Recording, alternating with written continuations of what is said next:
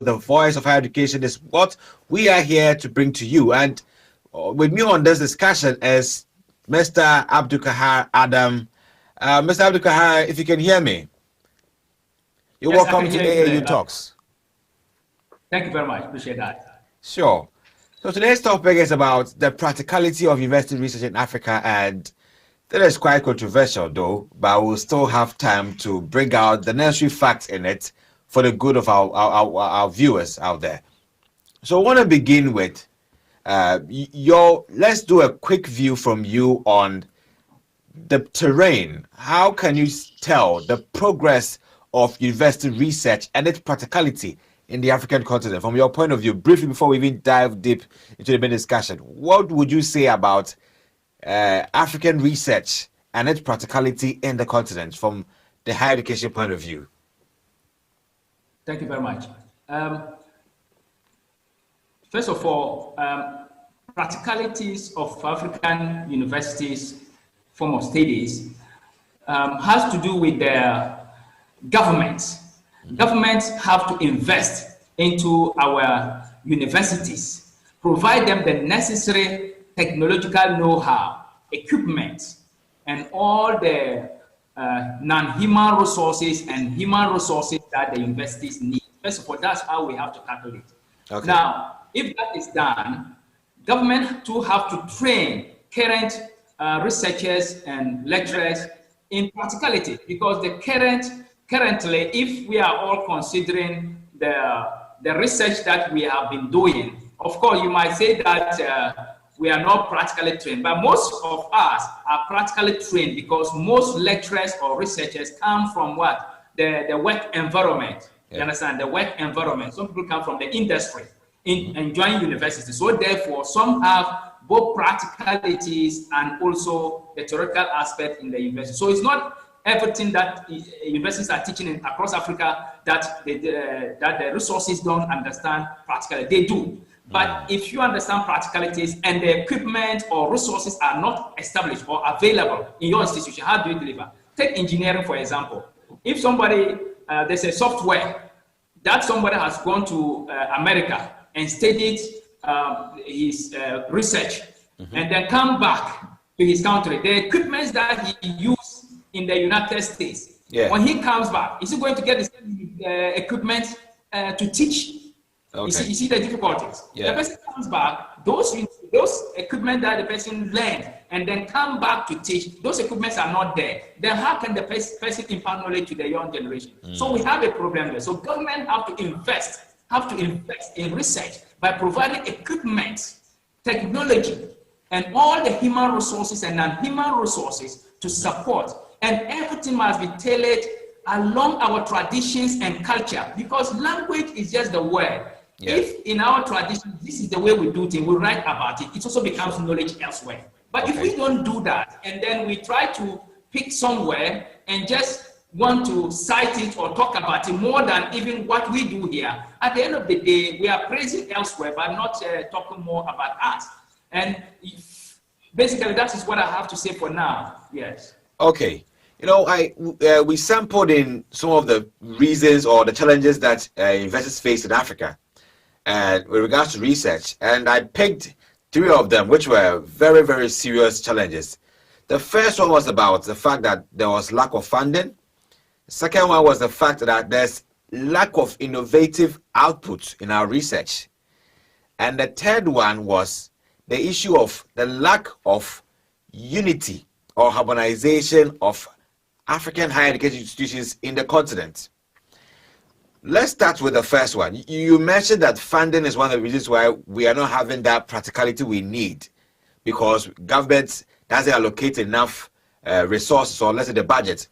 But this is arguable, because in Africa, a good trend analysis tells us that the budget that all governments in Africa allocate to education, with regards to other sectors like health and agriculture, education takes a chunk of this budget. So then someone will say, how do you mean that you don't have the right resources available for you to do the right research? It's arguable. What would you say to that? That statement needs to be investigated. Maybe talk about salaries and wages first. Okay. Government salaries and wages. You know what it is. How much goes into the payment of salaries and wages? Some people say compensation, salaries and wages. Yes, in fact, you might say that African governments are investing more in education, but it is not enough. It's just not enough compared to elsewhere. And besides that, how are they doing the investment? How are they investing? If they don't invest in strategic areas that will give us this practical knowledge and invest in short-term issues, I mean, that will not give us the long-term benefit, then we'll have problems. So it all have to do with strategic investment. You understand? Like we are saying, if you are investing into primary schools, it's good. How about tertiary institute when they get to university?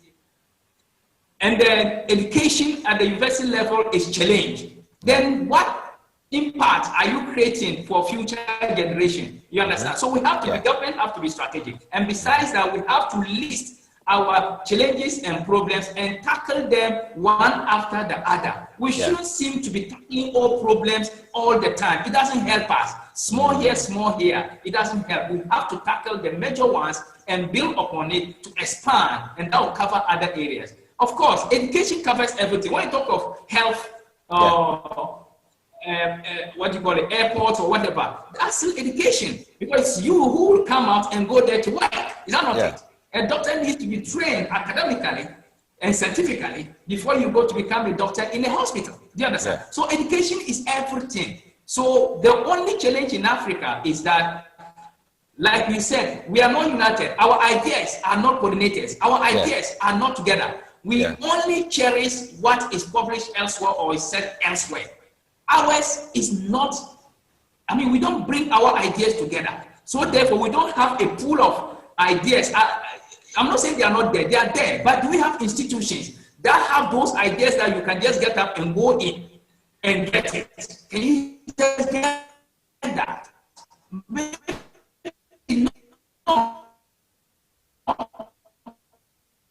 But you can get one here, a strong scientific, look at this coronavirus, strong scientific laboratory with African doctors to be carrying out our own researches. It's not every medicine or drug that should come into Africa that we should be using straight away. It should be tested and verified by us. Yes, we have Food and Drugs Board and whatever, but what are their resources? What is their capacity? We can't just rely on that. So, in fact, we need to do a lot. Yes, we have to be strategic. We said we are a nation or a continent with resources, but we don't see our development. Maybe we have to be strategic. We need strategic thinking. And the kind of politics that we do too is actually endangering our future and our economies. You know what I'm talking about. So everything, first of all, for me, is built on our kind of constitutions. And the kind of politics that we play is also killing our education and successes of African continent. And this is what government, if they are serious, have to look into and have future leaders in their mind. It is not about your wealth. It is about the future of the generations that will come after you and will praise you. Today, we still talk about Nkrumah and all that. And I always ask people, where's Nkrumah Hotel? Where's Nkrumah, what do you call it? Nkrumah Mansion or something. I haven't seen that. This is what we call integrity. People, a man for the people. Can we have people like that today? Can we have people like that today? It's not the same. So, to be honest, our constitutions and then our way of politics have to be real into. We, Africa, as you see us now, we are enemies to one another. We are not united. So therefore, our education and everything can never be united, and we can never progress. So we have to be serious. We cannot be joking among ourselves and want somebody to come from somewhere to help us. No, it doesn't help. It doesn't work like that. So if we travel outside the country, we see what goes on. We see how they abide, they obey laws, rules, and laws. Why can't we do that here? You understand? If we want to develop our nation, out there, people have the question, no, I have to do things good to help my country to have good name and be good. But do we have the same mentality here? And why is government not taking the initiative to be educating their people about how to behave, how to live, but rather concentrating on their politics, how to win power, how to win power? It does not make sense. So our education, the development of every nation is based on education. So the kind of education we have in Africa, was based on the poor foundations that we took it. And that is something that this current generation have to change so that children yet unborn will come to benefit. And that is what development is all about. You just don't have to get the satisfaction. Somebody might come to get the satisfaction. Do the right thing. Lay down the foundation. You alone cannot do it. We alone cannot do it. But you have to lay the foundations well so that the economy and the people will appreciate. And your country too will grow and the good name will come. Thank you. Thank you. That's been a great deliberation over there. We still have more to discuss, but we'll have to go for a quick pause. So we'll come back. We'll continue with the difference in terms of students' research and practicality. Go for a quick pause. We'll be right back.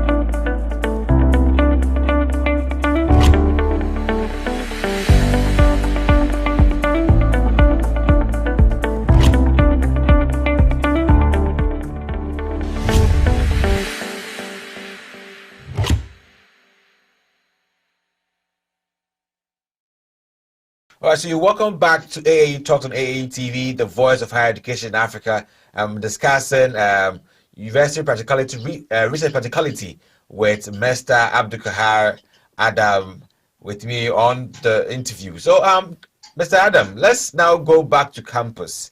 Now, we know that we have challenges like what we discussed earlier.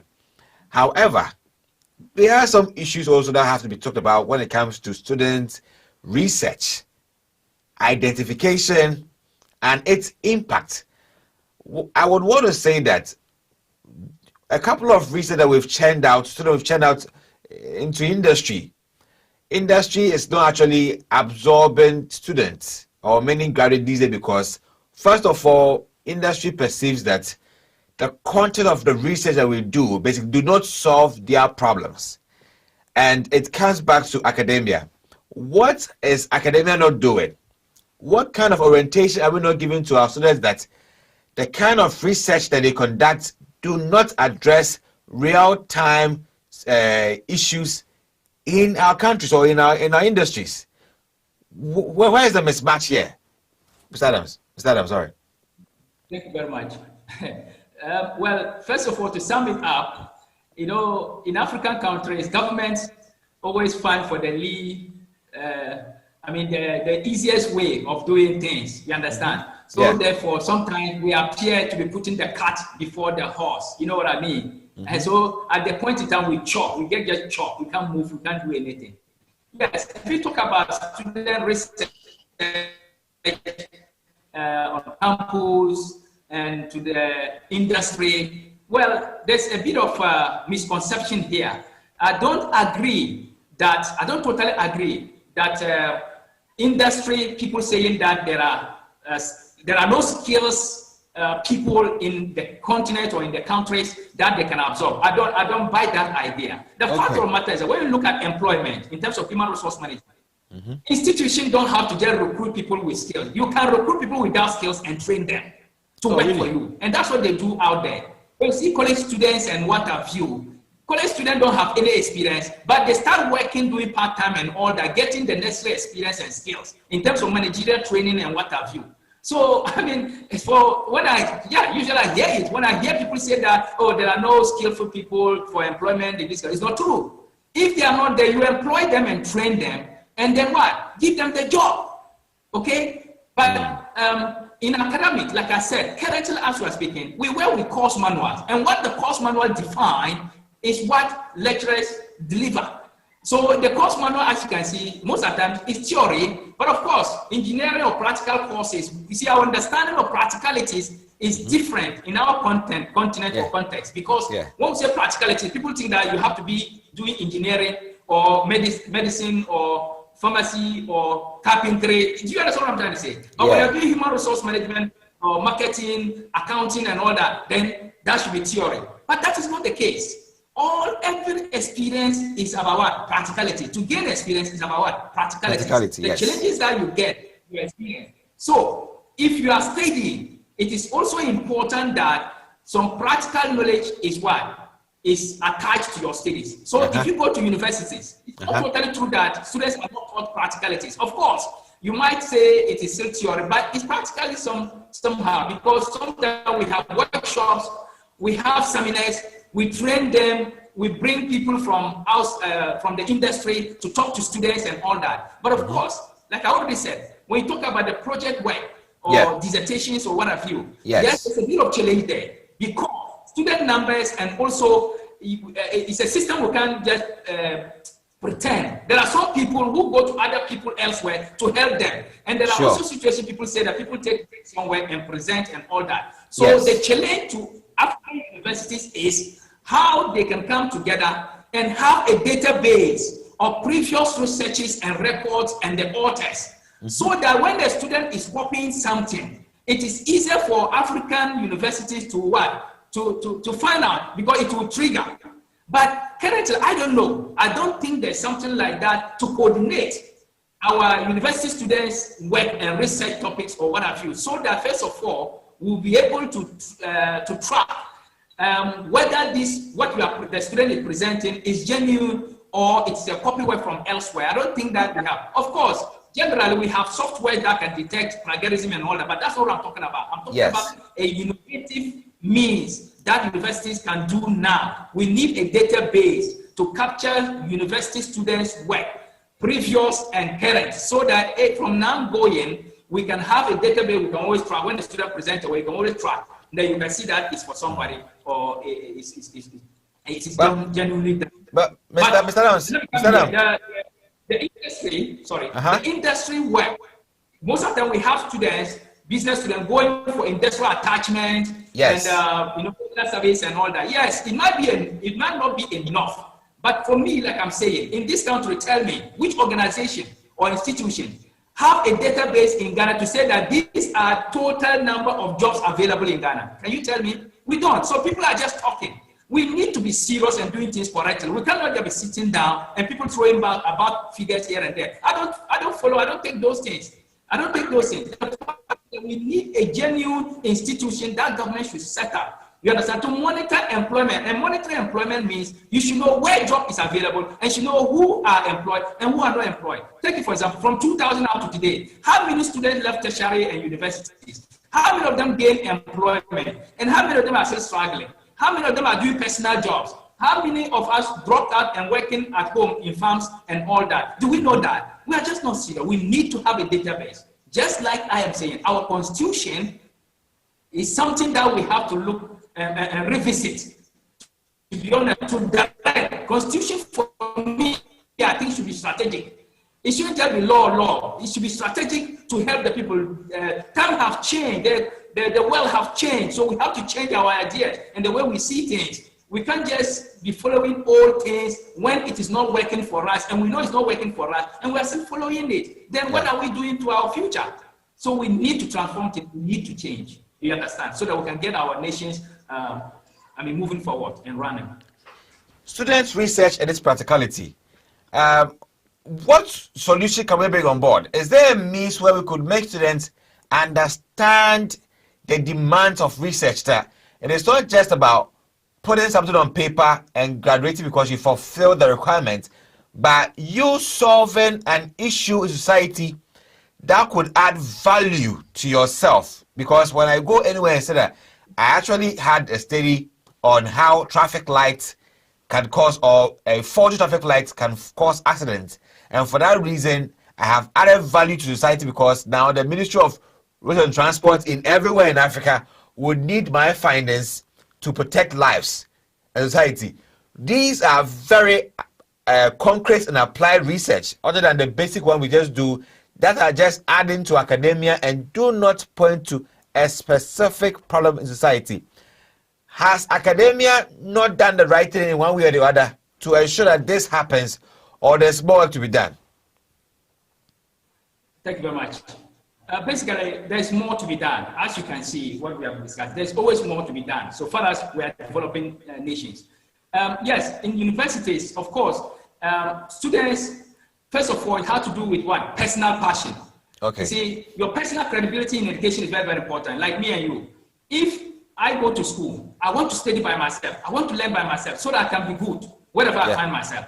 But maybe somebody else might not be thinking like that. So I wouldn't take my work and go and give it to somebody to just do it for me. Yes, I can ask you for ideas. I can ask you if I have problem. You see, that's different. I only need help from you. But not necessarily bringing my work to you for you to just do it for me. You use your brain. So your brain is now me. Then I get my qualification. Definitely, when you go to the industry or you get work, it will show, because you have loopholes. It will look like you are not competent enough. So that's where competence comes in. You are not competent enough, but you have this qualification. So that is what I already told you, that African universities and government have to have a database, first of all, to capture previous researches and current researches so that we have it and continuously recording. So that will, first of all, deter students from copying. But what is difficult is for somebody to go out there and give his or her topic to somebody to just write for him or her to come and present. It's difficult for the lecturer or the researcher or universities to detect that one. But in terms of plagiarism, whether you are writing the same statement, the same words or whatever, there are software that checks that. But that one alone is not enough, as you can see. So first of all, it's about integrity and personal development. If you want to actually learn and learn very well, I always tell my students, learn and learn very well. Learn for yourself. Don't try to copy, but seek for ideas. First of all, that's how students should see it. And that is the orientations that students should have when they are going to the university. They should be orientated to study by themselves, learn by themselves. Even if you have a pass mark, that is you. You will develop. But if you get an A, and that A is not your own brain A, then you see that you have a problem there. So that is why you will have somebody with first class, but not gaining employment, or because when you go for interview, like I'm saying, all this will show. Yeah. You understand? You get A in human resource management. You go for an interview and they ask a question. You can't answer. So you see there, the panel will now have a thinking that, oh, then maybe you don't deserve this certificate. So if students want to look like their certificate, they have to learn by themselves so that they will not implicate themselves when they are looking for jobs. First of all, that's what they have to do. But universities too have to step up and come up with modalities and structures, okay, to monitor how students do their research works, by not just allowing them to present anything without knowing where it is coming from and all that stuff. I mean, that will also help, honestly.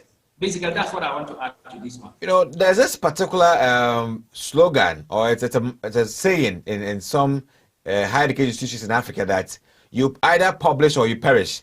So, I mean, the onus is on doctors, lecturers, to always find ways and means to publish documents, just to add to their credibility and so they can progress, or else they will diminish.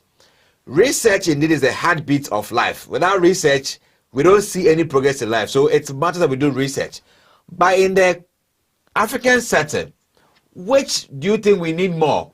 The basic kind of research or the applied kind of research? Which one is industry funded? But we'll talk about what industry is funded. But basically, which do we need more, or which do you find growing more? The basic research or the applied research? Well, these two kinds of research, basic and applied.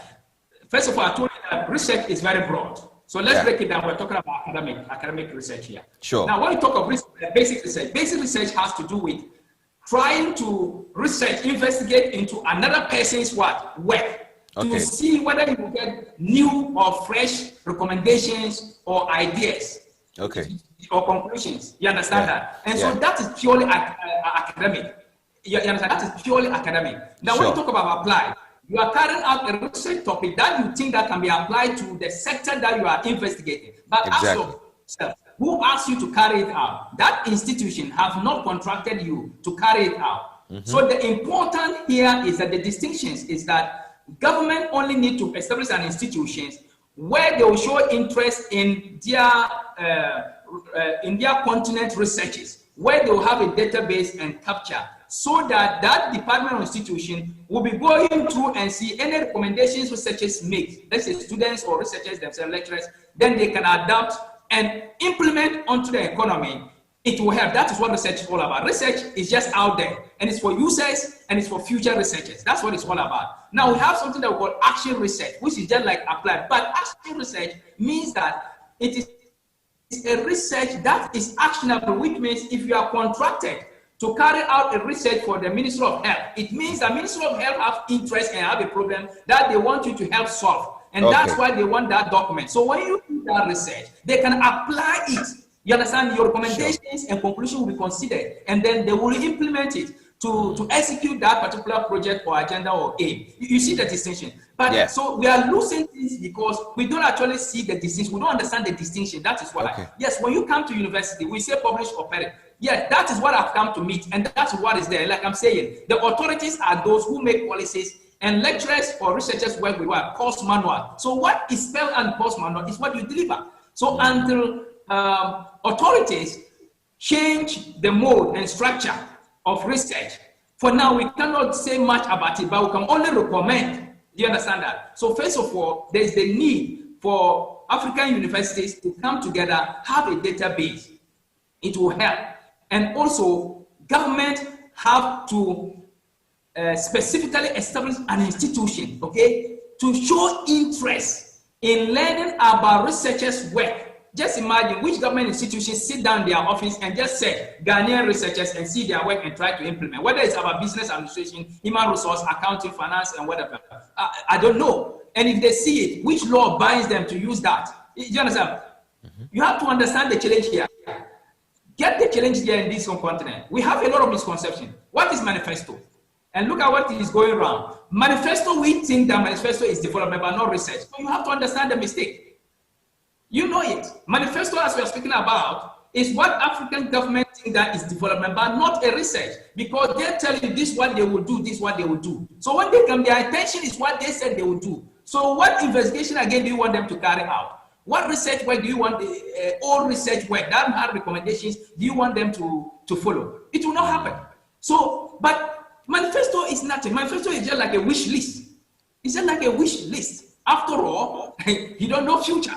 You cannot know future. Even tomorrow, you don't know. So it's just a wish list. So research is very, very important. I would have wished that African government pay attention and establish institutions to take charge of the continental researches and start going through them and even pick them as their manifestos. Then fine, that's my recommendation. They should pick past researches they think is good, has good recommendation as their manifestos, rather than just promising. Because for me, it's like the rest of us citizens don't think for ourselves; they think for us, which is wrong. It's not that, because manifesto is not scientific, but academic work is scientifically tested.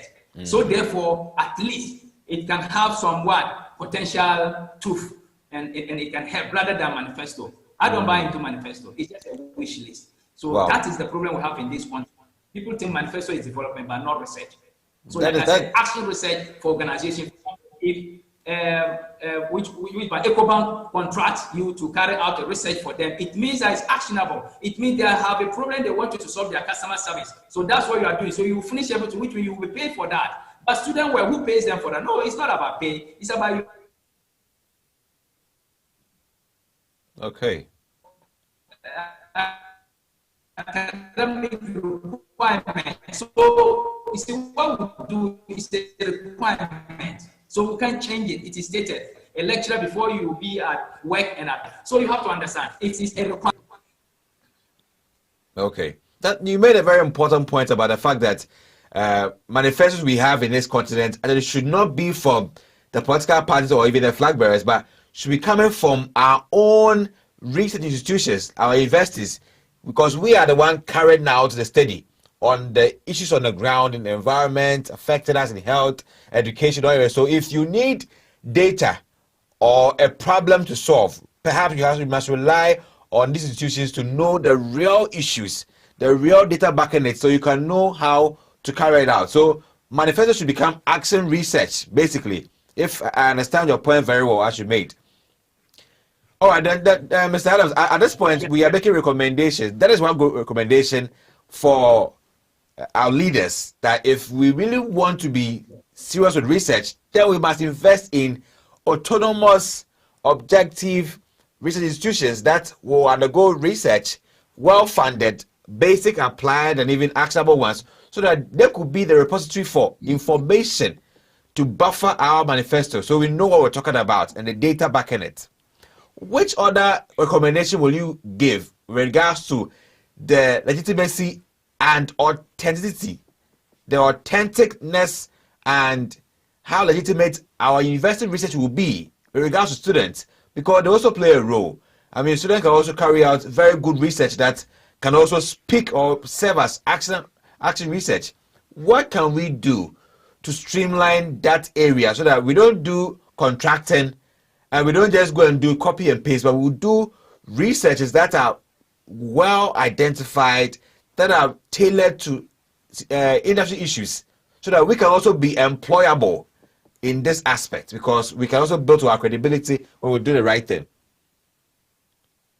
Thank you very much. Yes, first of all, I will advise every student to rely on their own integrity from now and then, so that they carry out their own research by themselves. Yes, after research, you can go and seek for knowledge or advice from somebody to direct you, but don't let the person write for you.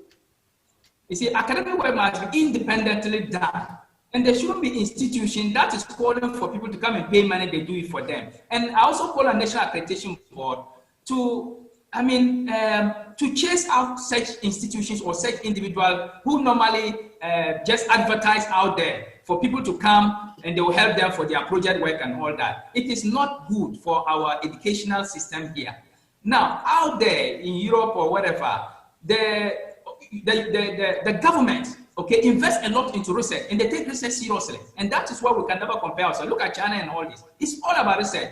Yeah. Malaysia, Singapore, it's all about research. But for us, I'm saying that we don't have a government that pay attention to research, but rather just manifesto. You know what is happening in Ghana, you understand, in other countries, all about manifesto. And manifesto is just a wish list. It doesn't mean development. That's manifesto itself. Is it legal? Is it law? It's nothing. It's just a wish list. It's not legally binding, so it's just a wish list.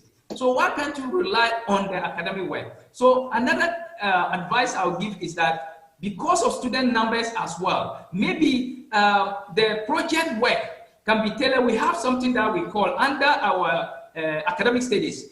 Research work is studied under research methods. So when I say research methods, you understand that covers yes. all our research, whether what we call it, business policy document, business plan, or whatever. Everything is treated under research method. So if the research method class can be used to make every student in class to start their project work in class, they go out there, get the information and everything, come to class and doing it in the presence of the lecturer or the researcher. Yes. And then they know where they end. It is signed, they move on, then they progress like that until they finish. I think it will help to be high on the board. Yes. You understand? Yes. But if we just leave it, this is your topic, go and produce, you bring, then I check, because I have lecture, yes, I check. But I'm saying currently this is what it is, and I cannot change it. Nobody can change it, but we are only advising. If we do it in class, whereby students, yes, will go out, carry out their investigation, come to class with the consultation of the lecturer or the presence of the lecturer,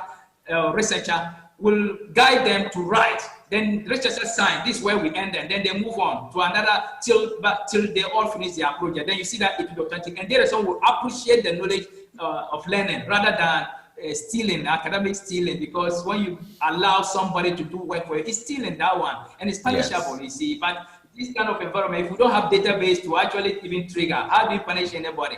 You understand? Sure. So, but of course, under normal circumstances, some people have been punished elsewhere in Africa, I know, because if you plagiarize somebody's work, you understand, and you are caught, definitely you'll be punished. And some have faced those kind of problems. So students must look for integrity, and the universities too must try to see if it can be done in class, step by step. I mean, it's a whole strategic plan that we can draw out so that everybody knows how to carry out the project work in the presence of the researcher without necessarily going out there. They can still be in. We just have to rethink. We can't be doing the same things, wanting things to change. It cannot happen. We have to change positively so that we can get the benefits of research. Thank you. Exactly.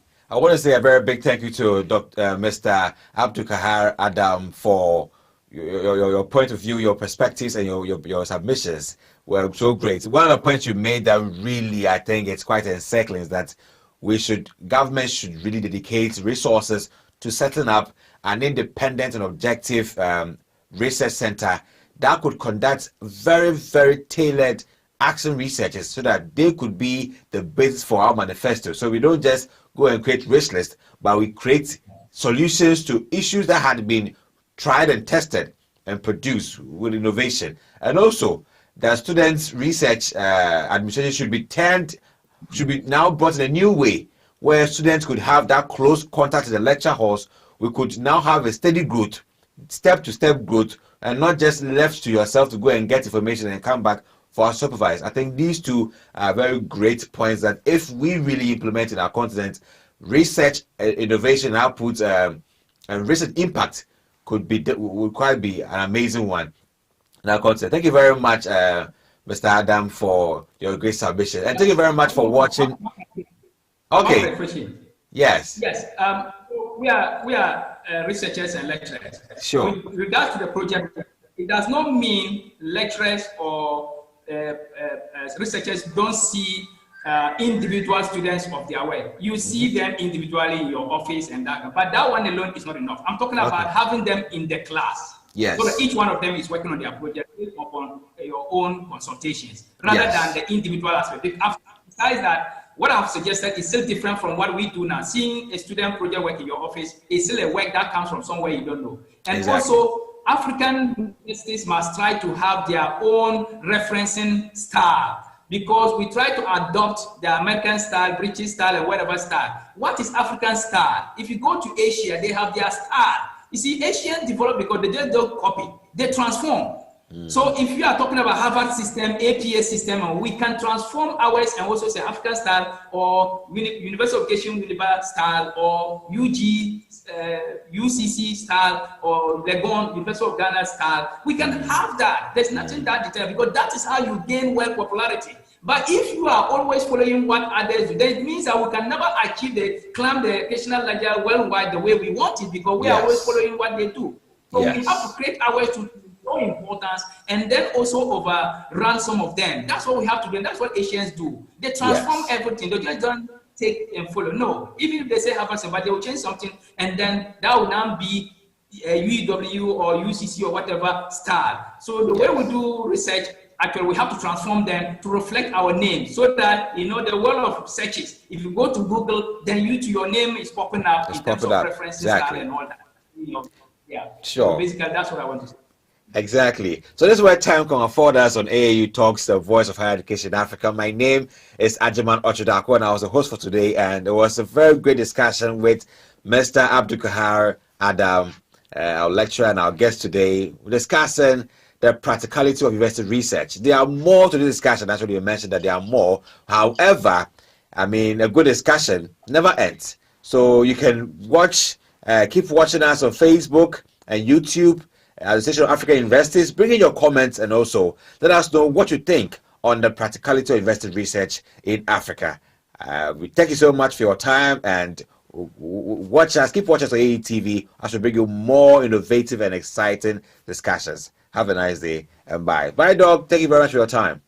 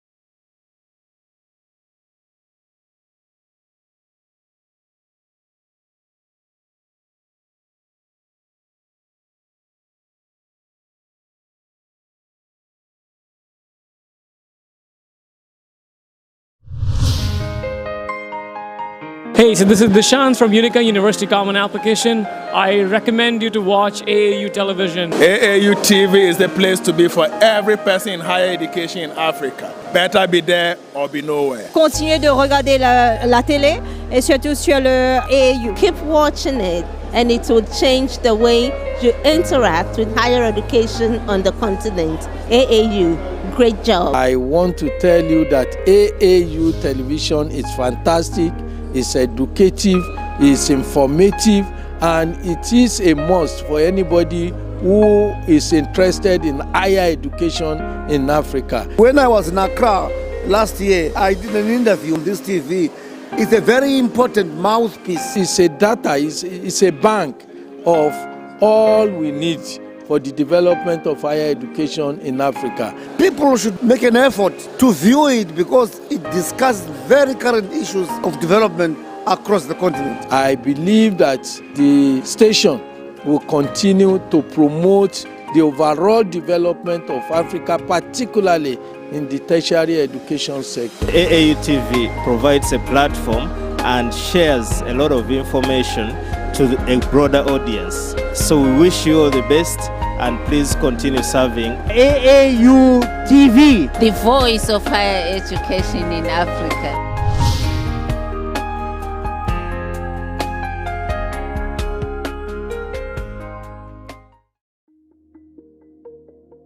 The Association of African Universities, AAU, is an international non-governmental organization set up by universities in Africa to promote cooperation among themselves and the international academic community.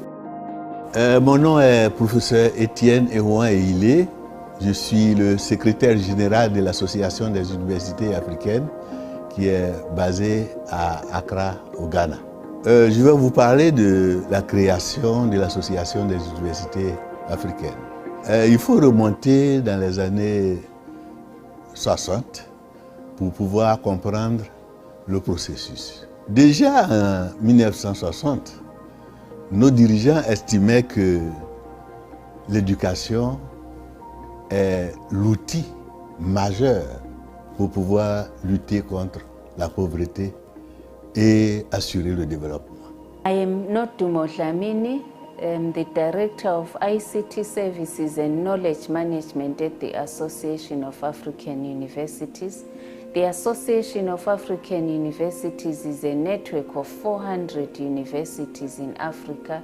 The biggest value that the universities benefit from being members of the association is this big platform that allows them to collaborate, allows them to work together, allows them to teach together.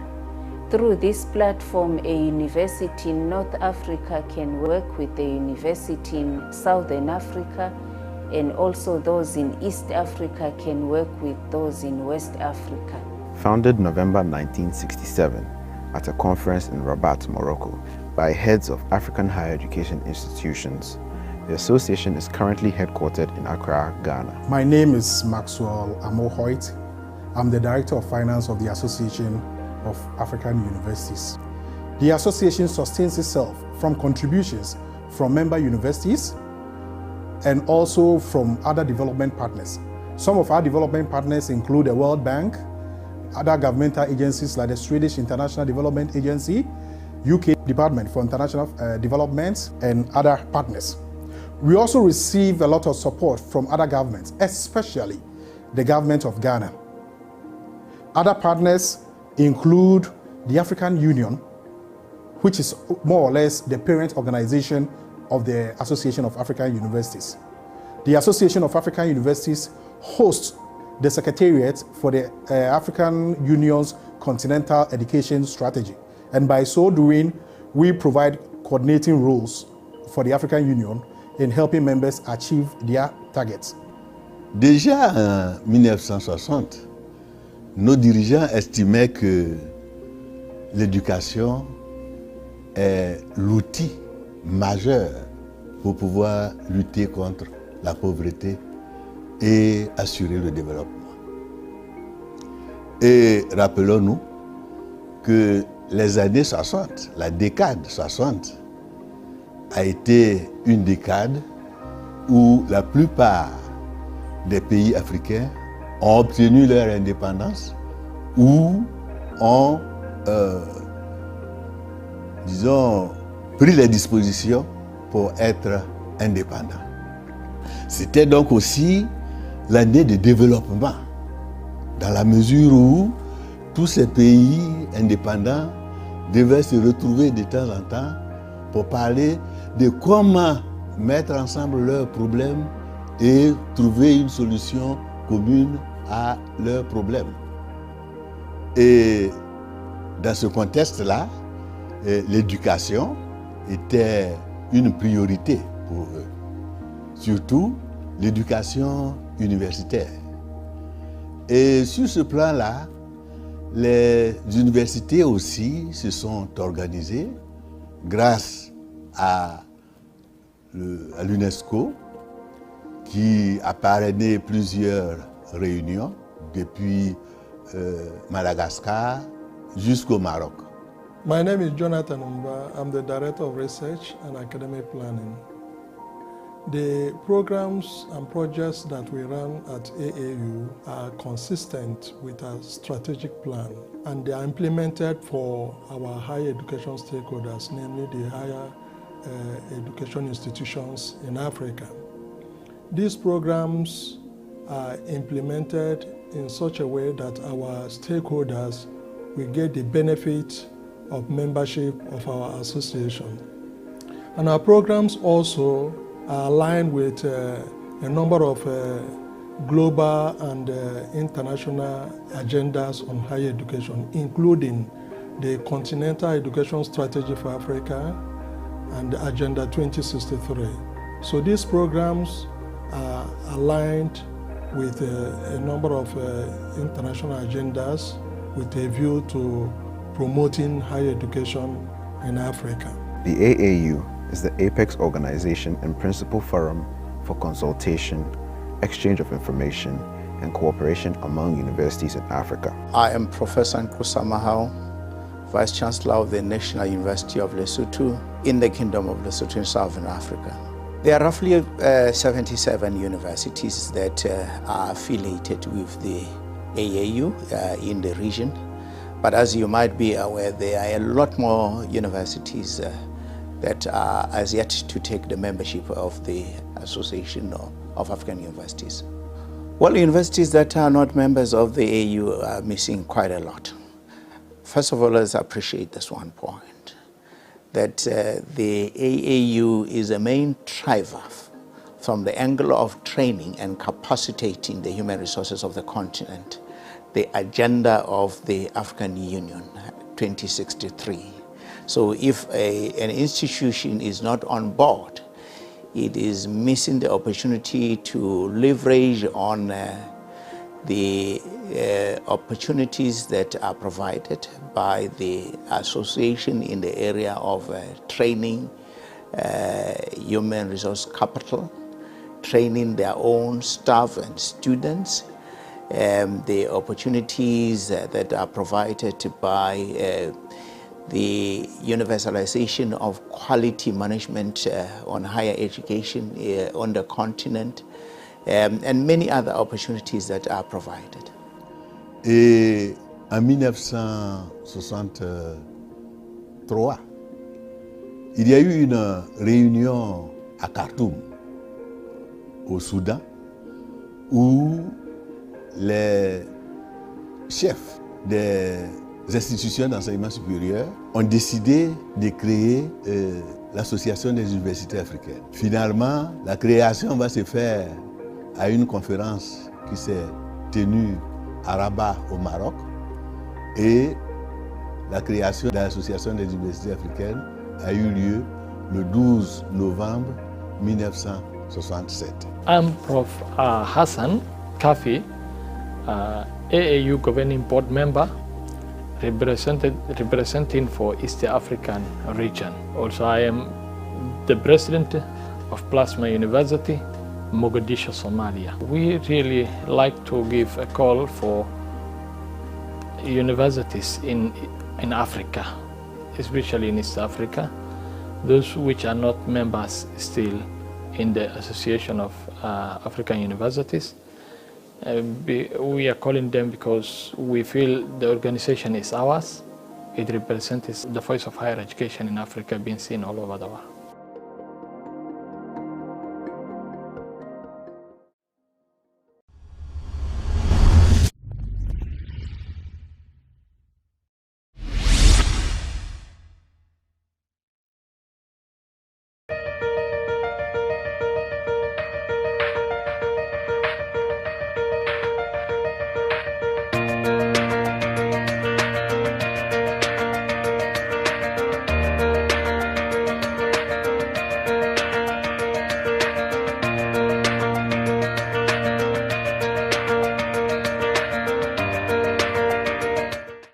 Hello Africa, welcome to Health Africa, your favorite health show on AAU TV.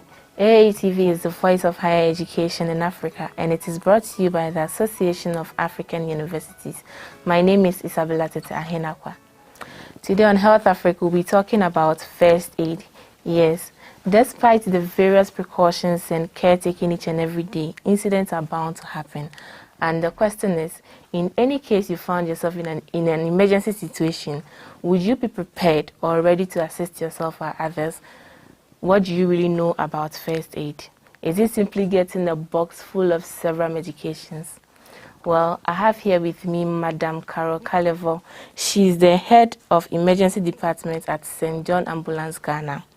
She's also a professional nurse with a lot of years experience in her field. Also, she's a professional teacher who mostly teaches on health-related topics. She's here to educate us on everything concerning first aid. We are going to take a break, and when we come back, we'll start with the discussion. Please stay tuned.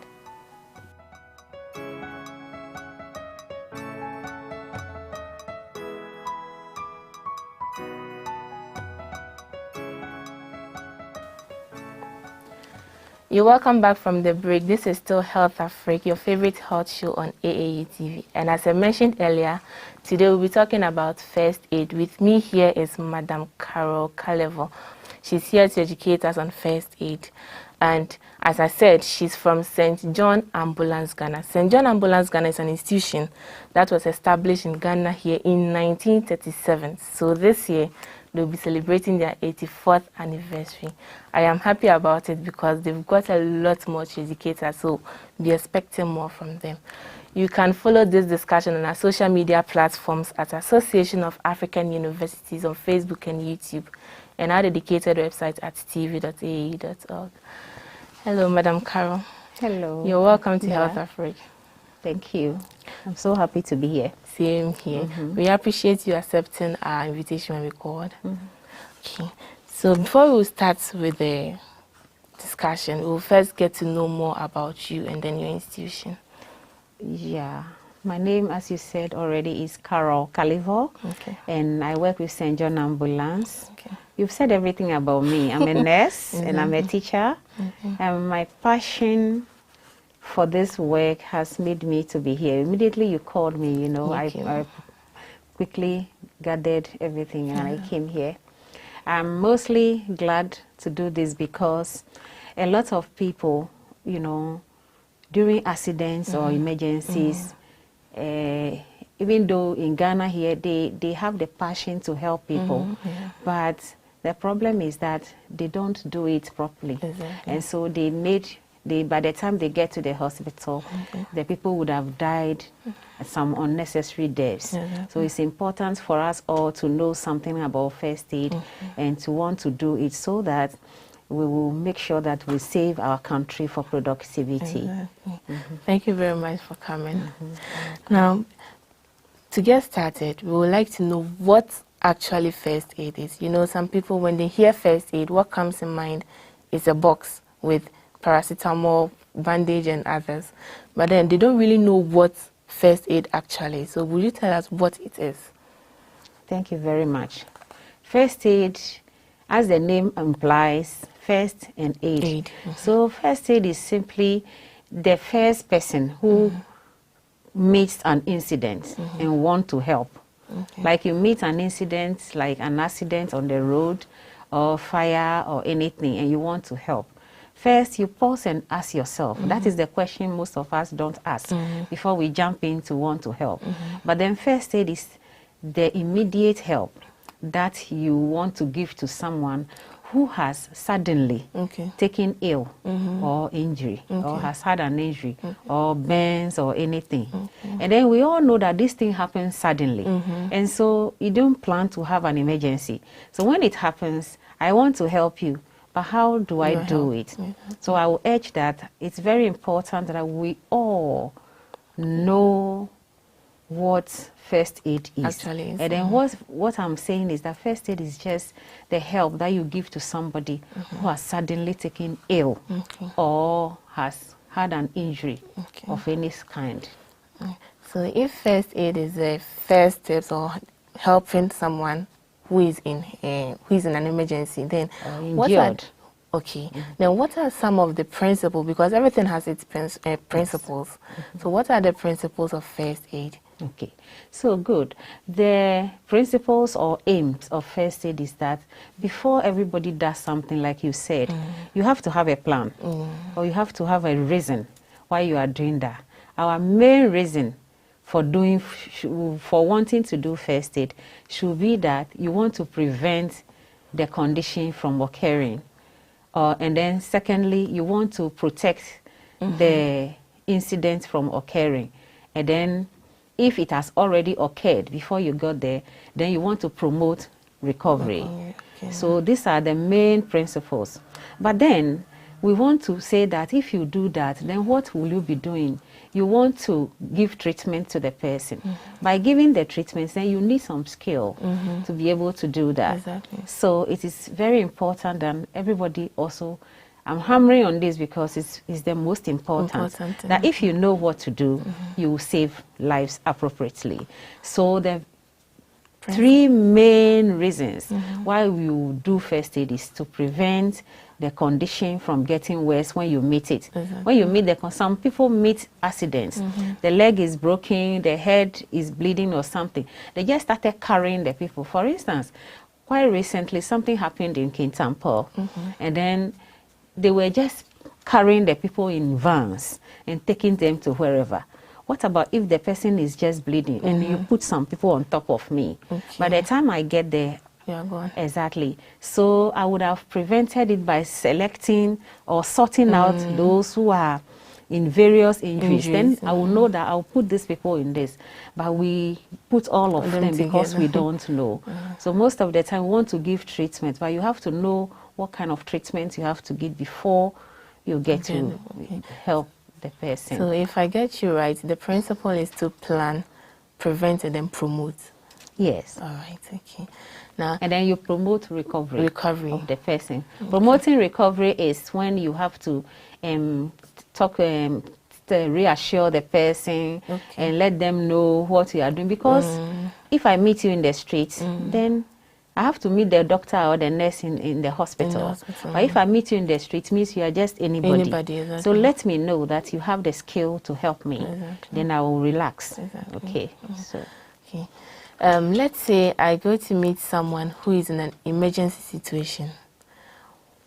Should I just jump to the person and then start rendering first aid, or there are certain things I need to take and there are certain steps I need to take before rendering my first aid service to the person? Most importantly, it will be very good if you would also look at yourself as a need, because if you get hurt, you cannot continue to help me. So before you go to do that, then you will have to collect some data. You have to get some information about what kind of incident is it, what has caused the thing, so that in case I go, let's say maybe there's spillage. There's a spillage of certain poisonous gas, and that is what I have inhaled. And so when you came there, yes, you have the passion to help me, but then I think it will be very good if you assess this, or you take a survey. You assess the situation before, you know what kind of incident it is, so that you collect some data and then see it's very important there should be a hazard, and you look at the risk around the hazard. So you look at what kind of hazard is it, and then what are the risks that are accompanied with it. Then you'll be able to help me. It's very important that you take the risk and the hazard condition into consideration. Before and then yourself as well. So you take into consideration yourself, the scene, or the people who are around the place, and then the casualty. The casualty is the person who has had the incident. So these three things, you have to note them before you jump into helping somebody. So, Auntie Carol, is first aid very, very important? You said very, very. Why did you say very, very? Is it very important? Is it important? Very, very, very, very important. So what are the reasons behind it? What are the Yes, it's important. Like just as we have discussed, we have said that if, for instance, I'm at work and then I left my kids at home and then something happens and then the other children or the members of the family or the members of the house, some of them know first aid. They will not call me from the office to come and then say, to leave the office work and come to the house. By the time I come, they would have saved the situation. My money and then my time, they will save it. And then it's also very important because it brings the health team and then the public to collaborate and save lives. Because if a first aider knows that immediately after securing the person's life, I have to take the person to the professionals. So then there's the kind of liaison collaboration between the health team and then the public. And then it also makes you confident.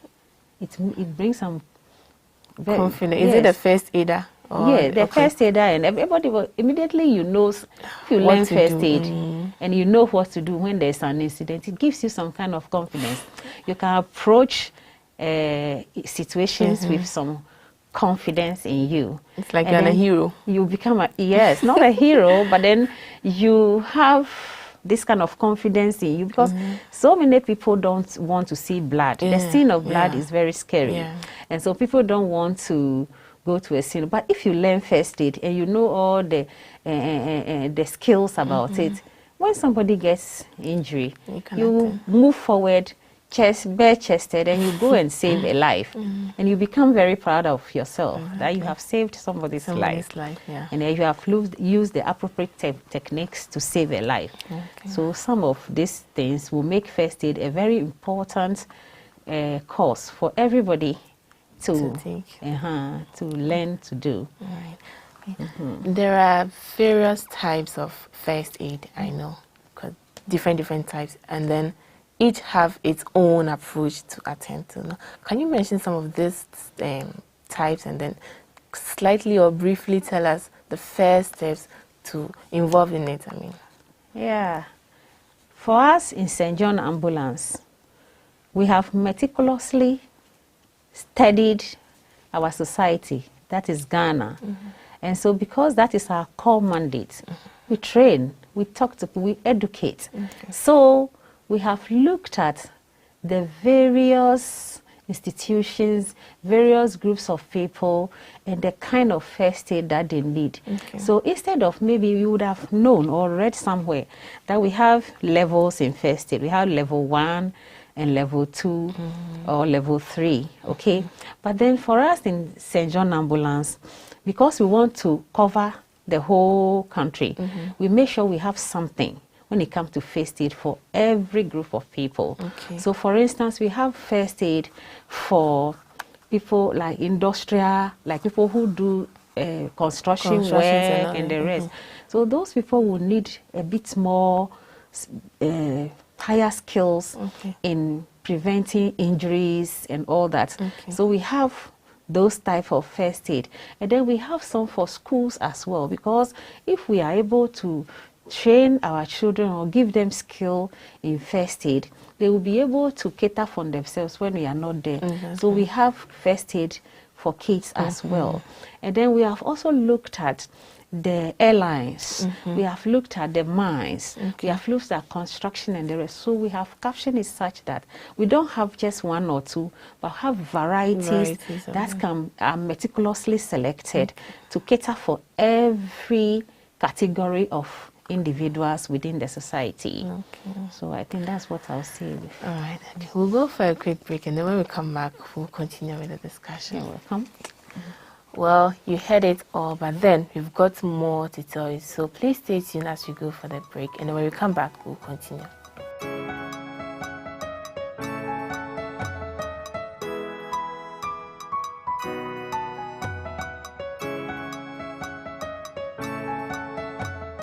You're welcome back from the break. This is still Health Africa on AAU TV, and before we went for the break, we got to know the various types of first aid, and then we got to know slightly approach to it.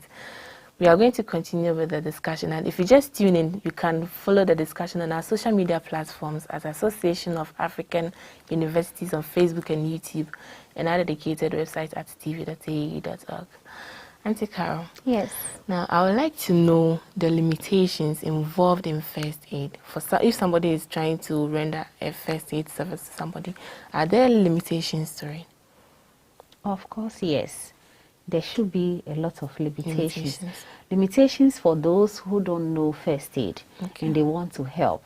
Sometimes what happens is that they rather harm the people than rather alleviating their pain and suffering.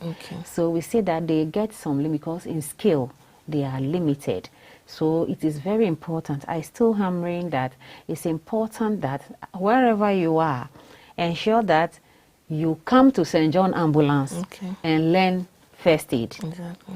So some of the limitations are that if you don't know what to do, you will do the otherwise, and you will harm the people, and then it will go against the law of first aid. Another limitation that I want to talk about is a cultural background where first aid is such that you touch people, you try, you go closer to the person and help the person. But let me beg to use this word. Our Muslim brothers and sisters, they have their own cultural laws and the rest.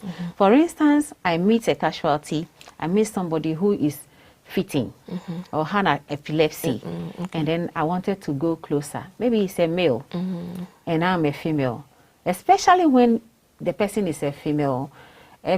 Males are not supposed to be touching Muslim females anyhow.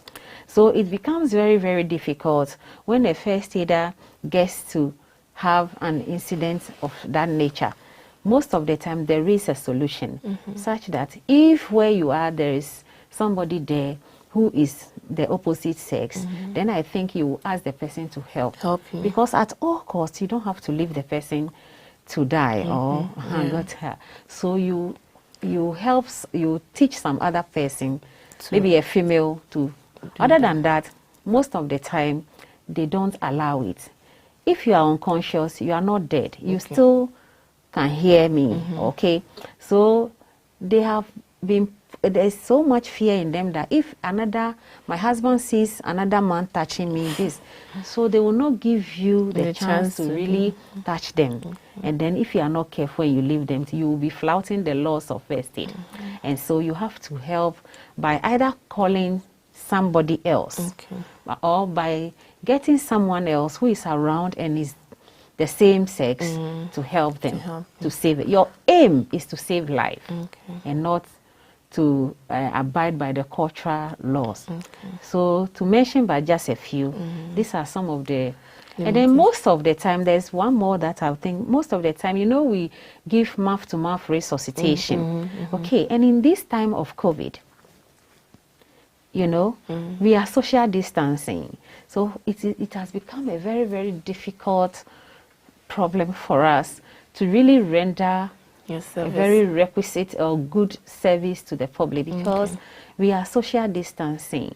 And so, yes, St. John, because we are the professionals, we have been able to caption, we have been able to have a program such that in this COVID time, we still have a very very good professional way of giving first aid to the people to save their lives in this pandemic. So I think this is what I have to say when it comes to limitations that first aiders have in giving their service. Right. Let's say I go to meet someone who is in an emergency situation, and then I rendered my service as a first aider. I'm not qualified to be a first aider, but I can do something. And then unfortunately the person passed away. Would I be sued for that? Of course, yes. I would be sued. Of course, yes. I think even in our communities, you know, if I come to meet you with someone, and then I don't know what happened, I don't know what you guys were doing, and then you mentioned that the person is dead. Do you think I have to leave you just like that? No, I will not. I will seriously not leave you. So it means that you will be sued. Okay. If you will not be sued by the law courts, you'll be sued by the society in which you live in. Do you see? So it is also very important that everybody must learn to do first aid. You understand? In the past, or in some time back, our people were doing first aid. They even, when you have burns, they put water, or some of them put shea butter, you know, salt water, and they pour it on it for you. They just want to help you. But is that the right thing to do? Yeah. Yes, it is not. As we come, I mean, when we finished it, I think all of you should come. Those of you who don't know first aid, those of you who have put salt, saline to people's wounds, we all come to St. John Ambulance and we give you the techniques. Some even put perfumes on the wounds. So all this is not allowed, but we do them. So in giving first aid, we say that for first aid, our sole aim is to alleviate what? Pain and suffering. It's our core mandate that we alleviate pain and suffering. For that matter, if in doing that, by using the crude method to do that and something happens, you will be sued for it. Okay. So it is very important that if you don't want to be sued or if you don't want to have any problem, then come and learn it. And then you have to learn it and be certified. I'm a nurse. Okay, so if in my line of action something happens to me, we have to go through the processes that I used to help the person before it happens. I'm certificated. Okay, so I can go ahead confidently. These are some of the the things, the reason why you should do first aid, because you have confidence, you know you can do it. So you approach it with that confidence and do it. So if you don't know first aid, you must be very careful when you want to render first aid services. All right. So I want to take the opportunity and say this. Some people, they go to books and then they go and read online, and then they think that they know first aid. I'm telling you, you cannot go and learn it just like that, or read around it and think that you know it. So I'll urge everyone to come to St. John Ambulance specifically and come and train and then acquire first aid knowledge. Now, saying everyone should come, the question is, can anyone be a first aider? No. Unless you are trained, like I said, and you have been certified. St. John Ambulance, even in the training, we then just don't train you, and then because by virtue of training you, you acquire certificate. After training you, we will assess you meticulously. And then after the assessment, if you are able to meet the criteria, before we can render our certificates for you, because we don't want you to go and do what you want, but you do the right things to save life. Now, before I come to you for training, do I need some specific requirements? Anybody. Anybody. Just anybody at all can come and train as a first aider. All right. Now, and we also need, you can also come and volunteer. Oh, okay. Yes, like a TV presenter, blah, blah, blah. You can come. You are a doctor, you are a nurse, you are a businessman, you are a lawyer, everybody. You are an elderly, you are accountant. You can come to St. John Ambulance, walk in and come and volunteer. tell us that when there is a problem, we can call on. If we need money, St. John Ambulance can call on you, and then you come and help us. So we have the volunteer wing, where anybody at all can come and help in the